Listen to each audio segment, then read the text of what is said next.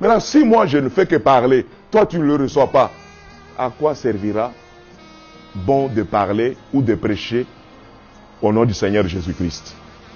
Mais qu'est-ce que le diable a fait? Il nous a mis dans un système. Son système, même dans l'église, Satan a mis un système. Quel est ce système? Il te laisse aller au rassemblement. Il te laisse écouter même la prédication. Vous y êtes, hein? Mais il sait qu'il viendra enlever cette parole-là. Parce que le combat de Satan, le diable ne combat pas autre chose en moi. Le combat du diable, il combat l'entendement. C'est ce que nous avons lu dans Romains. Il combat mon entendement. Il combat que je ne sois pas à mesure d'entendre la voix de Dieu. Il combat que je ne sois pas à mesure de saisir la pensée de Dieu. C'est ça, le système satanique. Il a son allié dans ma vie. Et l'allié de Satan dans ma vie, c'est la chair.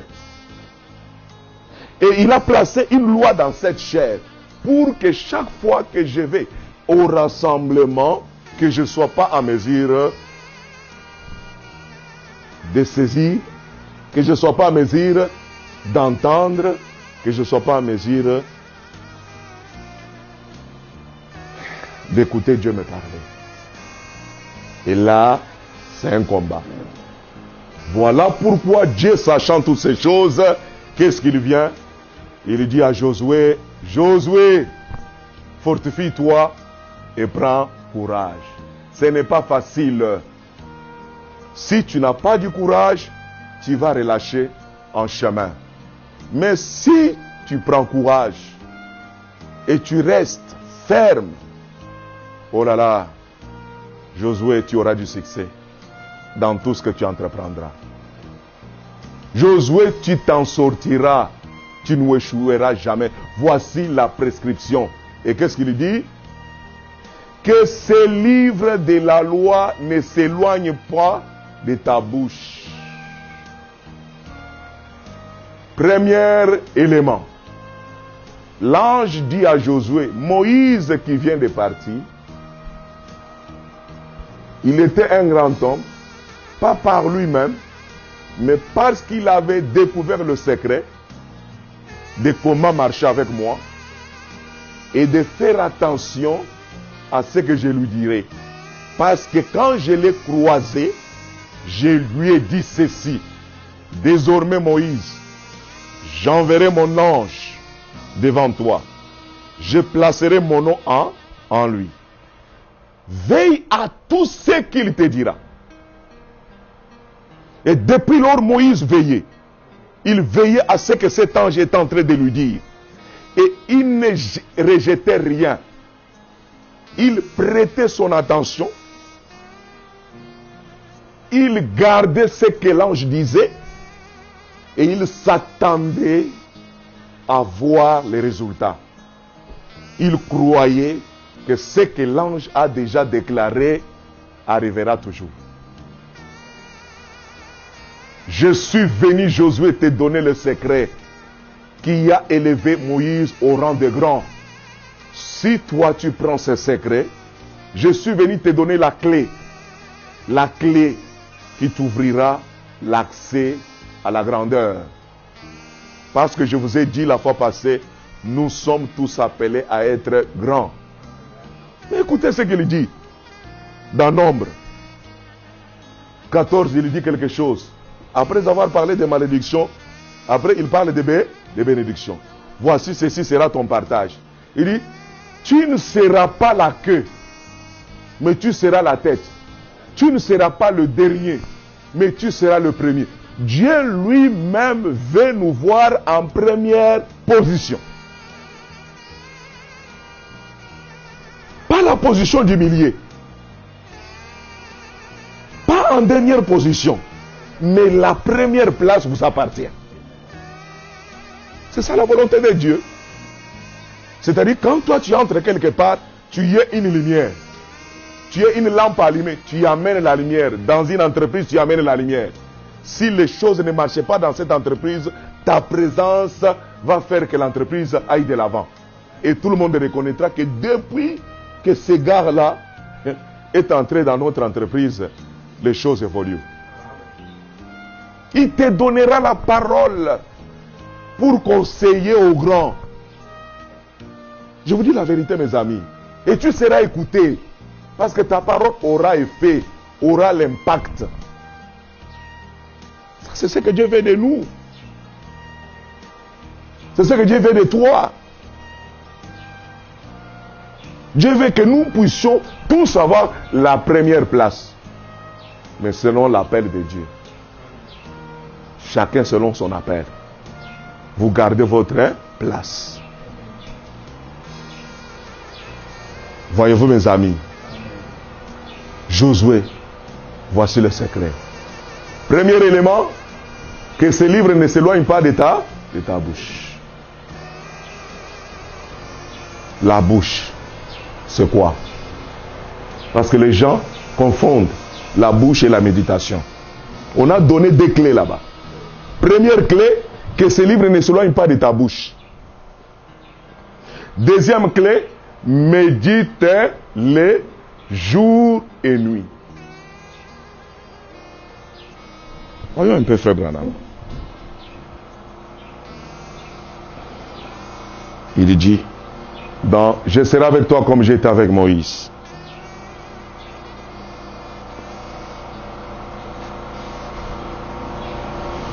Il dit ceci.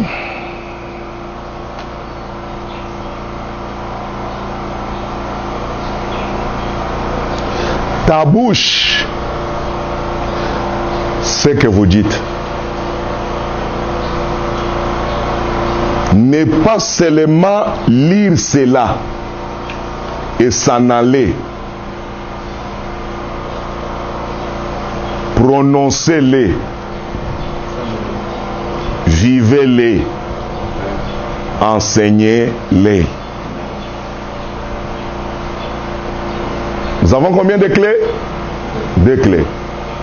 Première clé, c'est la lecture.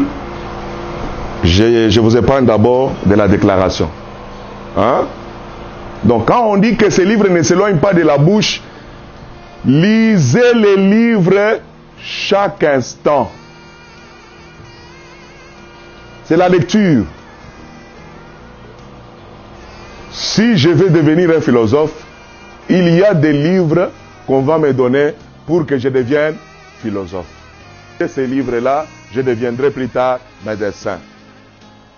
Si je veux devenir un grand dans tous les domaines du monde, il y a un livre des livres. Les livres qui sont au-dessus de la science, c'est ce livre ici.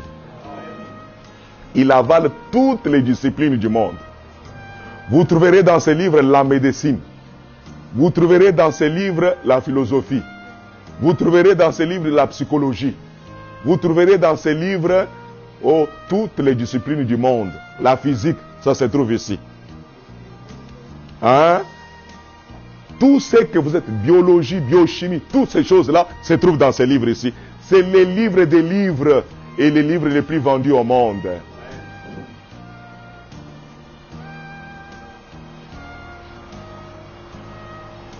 Maintenant, moi, j'ai un livre. Et l'ange dit à Josué, voici les clés. Parce que Moïse, lui, n'avait pas les livres. Il suivait simplement l'ange qui était devant lui. Il devait faire attention à ce que l'ange dira. Et il prenait la parole orale et la méditait, la conservait. Quand il conservait cela, il a eu du succès. Josué, dans tout ce que tu entreprendras, voici ce que tu dois faire. Lisez et méditez. Le problème n'est pas dans la lecture. N'est-ce pas? Tout le monde lit. Le problème, c'est la méditation. Il y a ceux qui confondent la méditation avec la lecture. Non. Nous avons cette précision avec Proverbe 4. Qu'est-ce que Proverbe 4 nous dit? Au 20e verset. Mon fils, sois attentif à mes paroles.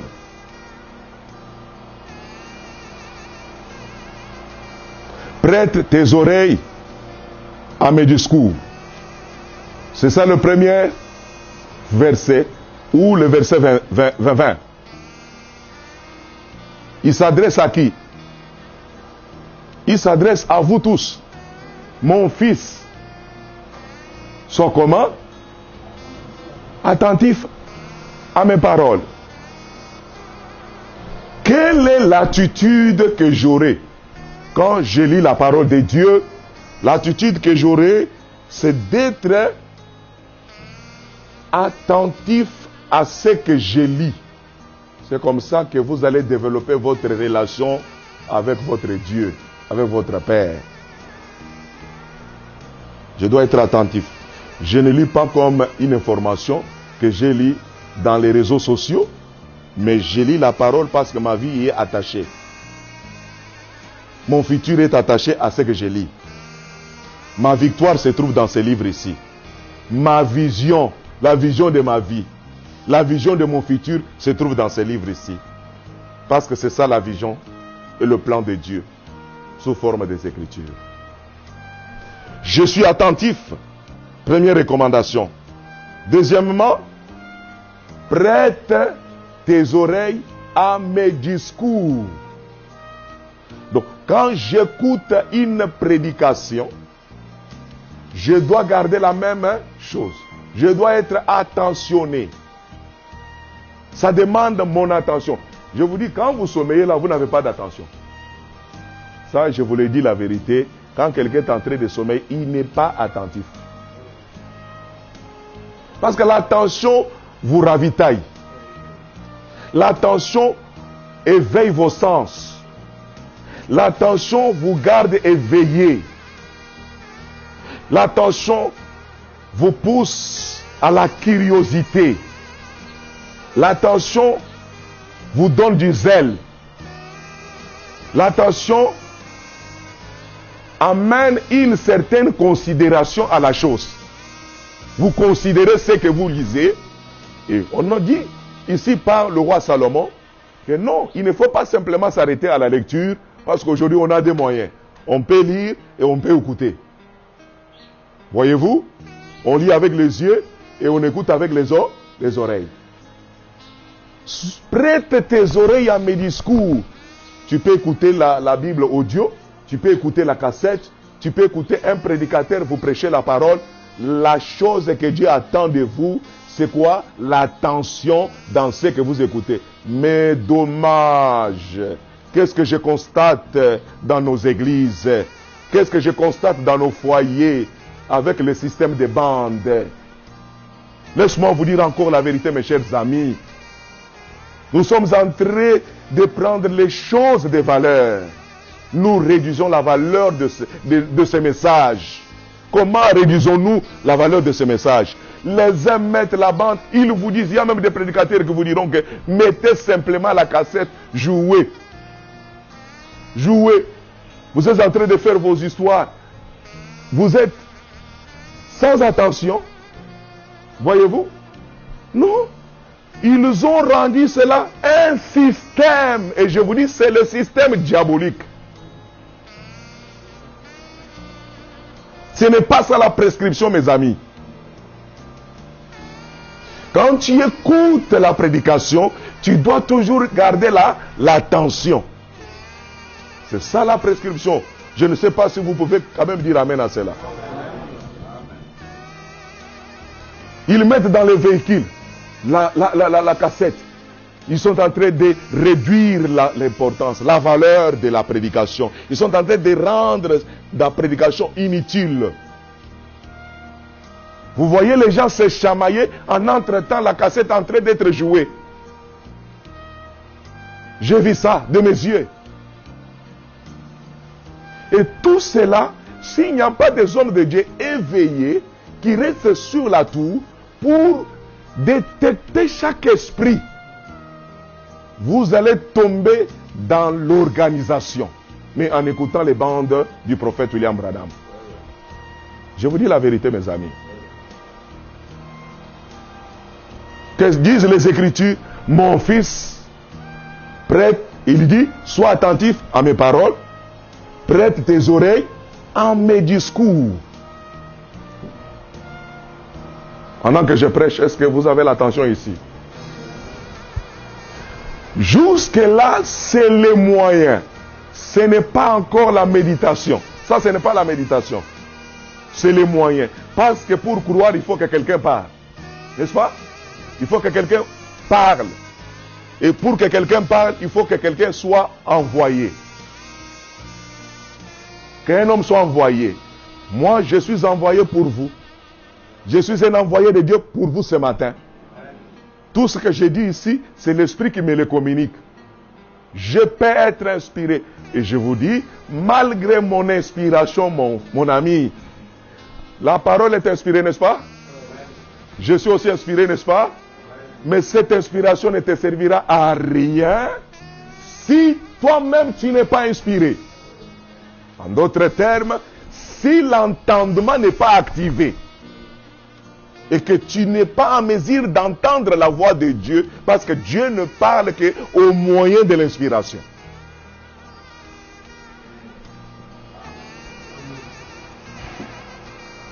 Maintenant, on te montre comment y arriver. Mais promets-tu que tu vas l'appliquer? Parce que même dans les domaines de la science, il y a la découverte, il y a aussi l'application. Pour que nous arrivions à la manifestation, il faut découvrir. On ne s'arrête pas à la découverte. On doit appliquer. Si tu n'appliques rien, tu ne bénéficieras aussi rien. Franklin a découvert. Qu'est-ce que Franklin avait découvert? L'électricité. Il a crié, Eureka, j'ai trouvé. Mais il ne connaissait pas ce qu'il avait trouvé. Dieu prend un autre, il s'appelle Edison. Edison vient, il dit, il y a la loi de l'électricité. Si quelqu'un maîtrise la loi de l'électricité, il va l'appliquer. Et lui, il a travaillé sur l'application. Aujourd'hui, nous avons des ampoules. Aujourd'hui, nous avons compris même le voyage des communications. Vous communiquez avec des téléphones sans fil et votre voix se fait entendre à des milliers de kilomètres. À cause de l'électricité. Quand on a découvert, on a appliqué et on a vécu, on a bénéficié les bienfaits de l'électricité. C'est un spectacle quand vous appliquez.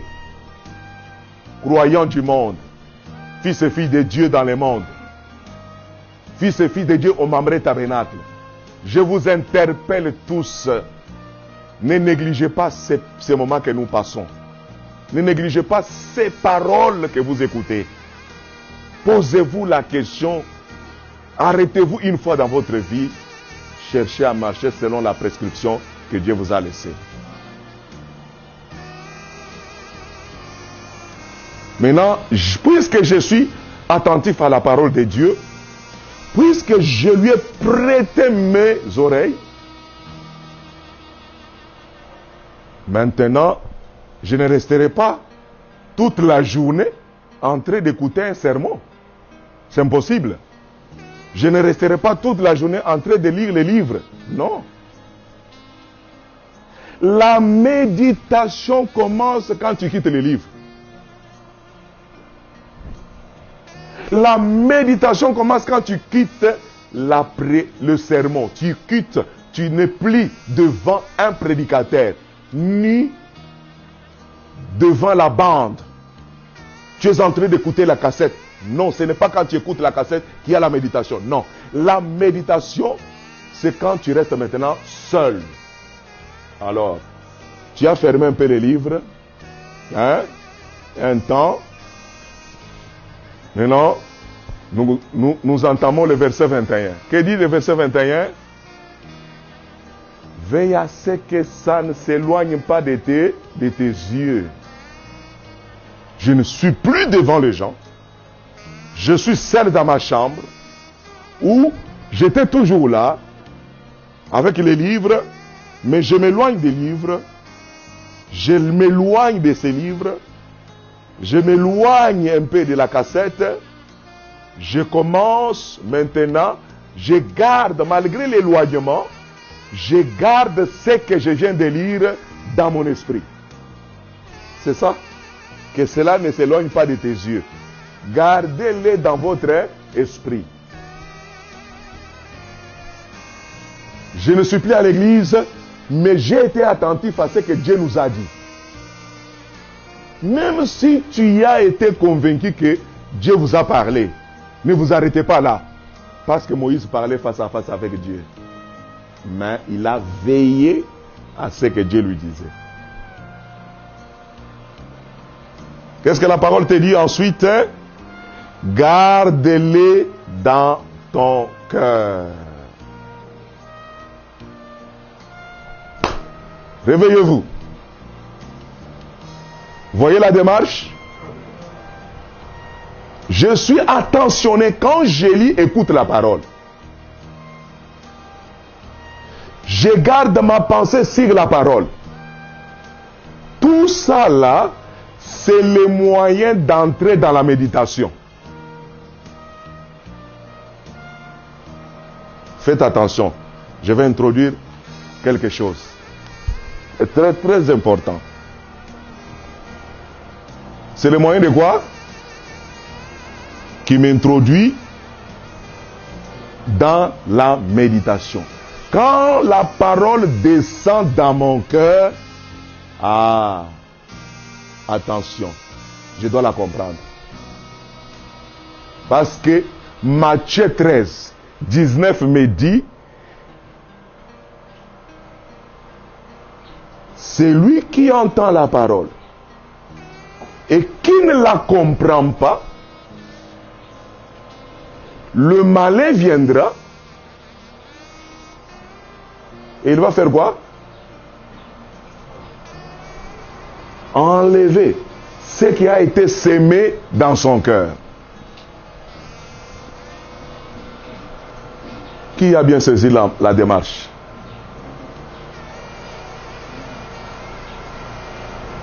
Qui a bien saisi la démarche? Est-ce que vous allez le faire? Mais prenez courage parce que l'ennemi va vous combattre. C'est pas facile.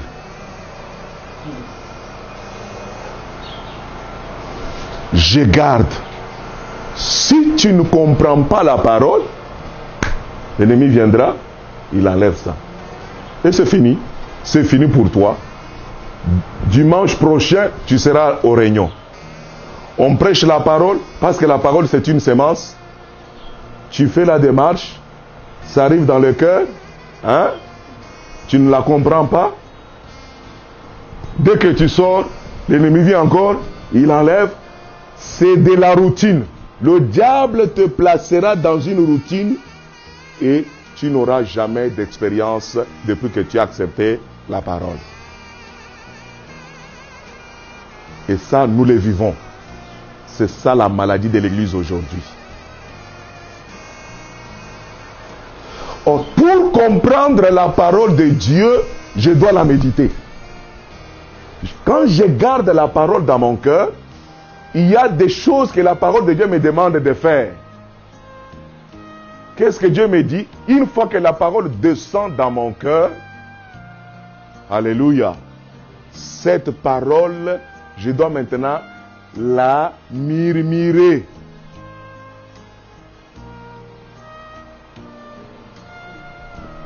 Je dois d'abord trouver le plaisir dans la parole. Parce que David aussi a parlé. Il a parlé de son expérience. Il dit, heureux l'homme qui ne marche pas en compagnie, qui ne s'assoit pas en compagnie des méchants ou des moqueurs. Mais la suite dit quoi? Qui trouve son plaisir dans la loi de Dieu. Frère, si tu n'as pas du plaisir quand tu lis la parole de Dieu, comment y arriveras-tu? Je vais vous dire que le diable combat la parole. Et remarquez que chaque fois que tu veux méditer la parole, c'est le sommeil qui vient. Si tu ne comprends pas que ce sommeil-là, c'est ça ton ennemi. Il dit, bon, les bons somnifères, c'est quand je prends la parole. Dès que tu commences, le sommeil arrive et tu dors. Faites le contraire. S'il faut se mettre debout, mets-toi debout et commence à lire la parole étant debout. Jusqu'à ce que le corps va accepter que tu lises la parole. Parce que tu ne dois pas marcher selon les désirs de la chair, mais tu dois marcher selon les désirs de l'esprit. Parce que ceux qui marchent selon la chair, ils n'accompliront jamais la justice de Dieu. Mais ceux qui marchent selon l'esprit de Dieu, oh, il y a des merveilles qui vont les accompagner. N'est-ce pas la vérité, mes amis?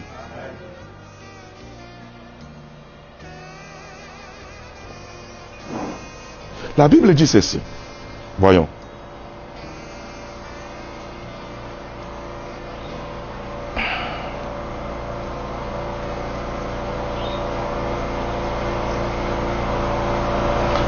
Comme il a dit à Josué que ce livre ne s'éloigne pas de ta bouche,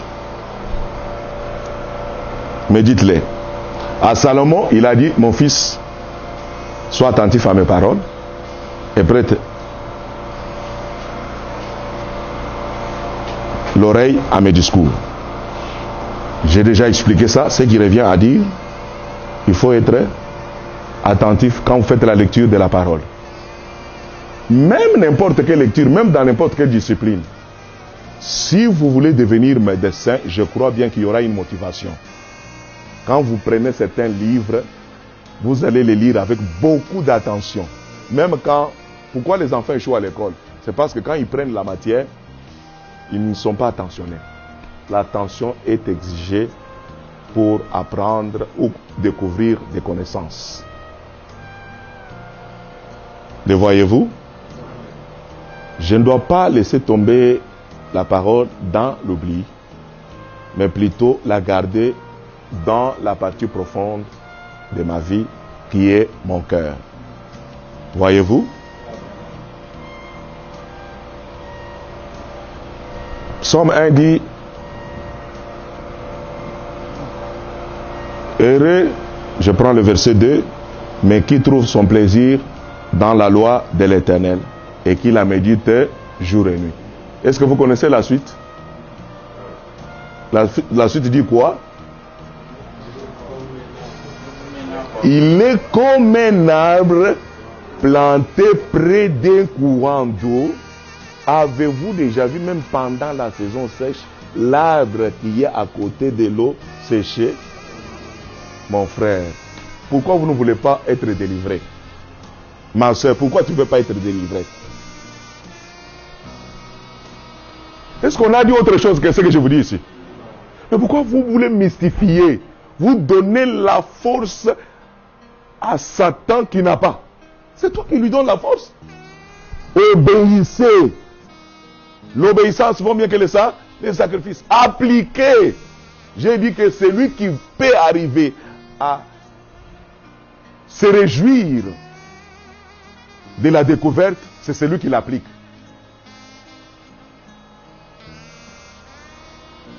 Appliquez la parole. On dit, dans tous les cas de figure, vous allez constater que l'ange a dit à Josué, tout ce que tu fais, ça va te réussir. David, lui, vient, il nous dit, celui qui trouve le plaisir dans la loi de Dieu et qui la médite jour et nuit, il est comme une plante plantée près d'un courant d'eau. Le courant d'eau est là, la vie. Amen. Cet homme ne connaît même pas de saison. Dans la saison sèche, il y a la vie. Dans la saison de pluie, il y a toujours la vie. Mais moi, on me dit ça, je dois le faire. Est-ce que vous pensez que l'étudiant qui fait la biochimie ou la chimie, s'il n'entre pas au laboratoire pour faire les expériences, est-ce qu'il comprendra?